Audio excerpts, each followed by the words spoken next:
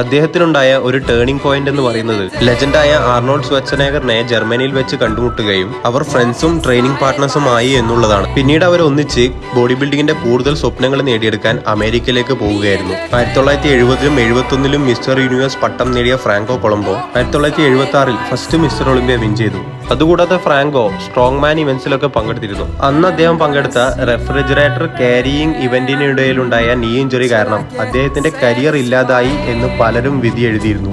എന്നാൽ വിധിയെ മറികടന്ന് ബോഡി ബിൽഡിംഗ് ഹിസ്റ്ററിയിലെ എക്കാലത്തെയും മികച്ച തിരിച്ചുവരവ് നടത്തി 1981-ൽ second Mister Olympia title win ചെയ്തു. ദ ടെർമിനേറ്റർ, എറിറ്റ സൈലന്റ് എന്നിങ്ങനെ 35ഓളം സിനിമകൾ അദ്ദേഹം അഭിനയിച്ചു. ആർണോൾഡ് ഫ്രാങ്കോ കൊളംബോ എക്കാലത്തെയും മികച്ച കോംബോ ആണ്. 2019 ആഗസ്റ്റ് 30 78-ാം വയസ്സിൽ സർഡീനയിലെ കടൽ തീരത്ത് നീന്തുന്നതിനിടയിലുണ്ടായ അപകടത്തിൽ അദ്ദേഹം ഈ ലോകത്തെ വിട്ടുപോയി. പിന്നെ ബോഡി ബിൽഡിംഗിന്റെ ഇതുപോലത്തെ ഹിസ്റ്ററിക്കും ഫാക്സിനും വേണ്ടി മറക്കാണ്ട് എന്റെ പേജ് ഫോളോ ചെയ്തേക്കണേ. ഇഷ്ടപ്പെട്ട ഫ്രണ്ട്സിന് ഷെയർ ചെയ്തോളി.